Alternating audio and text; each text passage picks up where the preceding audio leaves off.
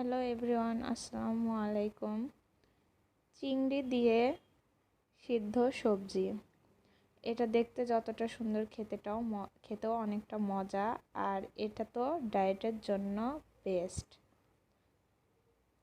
এখানে আমি নিয়েছি বরবটি, ঝিঙ্গা, 2 টুকরো রসুন থেতো করে নিয়েছি, কাঁচামরিচ ফালি, আলু আর 3টা চিংড়ি মাছ।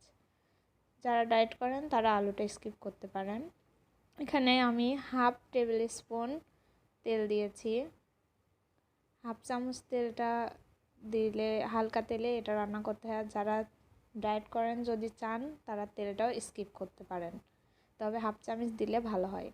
এখানে আমি তেলটা দেওয়ার পরে থেতো করে নেওয়া রসুন আর চিংড়িটা দিয়ে কিছু সময় একটু ভেজে নেব। কিছুটা সময় ভেজে নেওয়ার পরে এখানে আমি পানি দিব, ফুটন্ত গরম পানি দিব আমি 1/2 লিটার পরিমাণে। যেহেতু আমি সমস্ত সবজি মিলে 250 গ্রাম মতো নিয়েছি, তাই আমি এখানে 1/2 লিটার পরিমাণে পানি দেব। আপনারা যতটুকু সবজি নেবেন তার দ্বিগুণ পানি দিবেন। যত রকমের সবজি আপনারা হাতের কাছে থাকবে সবটাই নিতে পারেন। আমি যেহেতু ডায়েট করি না, আমি এখানে আলু দিয়েছি। আমার হাতের কাছে যেগুলো ছিল আমি সেগুলোই দেওয়ার চেষ্টা করেছি। আপনাদের হাতের কাছে যখন যে সবজিটা থাকবে সেগুলো দিয়ে এটা বানিয়ে নিতে পারেন। এটা খেতে কিন্তু অনেকটা মজা। এরপর আমি এখানে বরবটিগুলো দিয়ে দেব। যেহেতু বরবটিগুলো সিদ্ধ হতে একটু টাইম লাগে, তাই আলুটা কিছুটা পরিমাণে সিদ্ধ হওয়ার পরে লবণ দিয়ে তারপরে এখানে আমি বরবটিটা দিয়ে দিয়েছি। বরবটিটা যখন কিছুটা সিদ্ধ হয়ে যাবে, হাফ সিদ্ধ মতো হয়ে গেলে তখন আমি ঝিঙ্গাটা দিয়ে দেবো।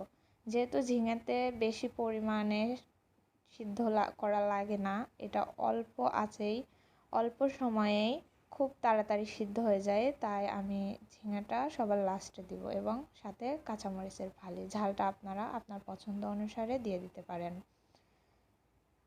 এবার আমি এটাকে নেড়ে চেড়ে কিছুটা সময় একটু ঢাকনা দিয়ে রান্না করব, 1 মিনিটের মতো।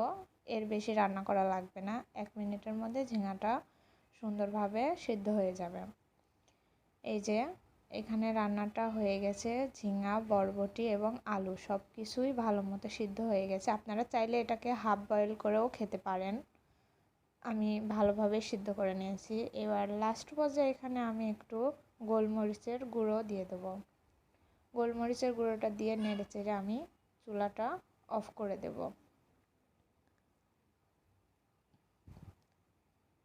দেখতে পাচ্ছেন সবজিটা কত সুন্দর হয়েছে আর কত ইয়াম্মি লাগছে দেখতে। এই যে এইবার বাটিতে ঢেলে নিয়ে এখানে কিছু পরিমাণে লেবুর রস দিয়ে, এটা চাইলে আপনারা ভাতের সাথেও খেতে পারেন, আবার এমনিও খেতে পারেন। ভিডিওটা ভালো লাগলে অবশ্যই লাইক, কমেন্ট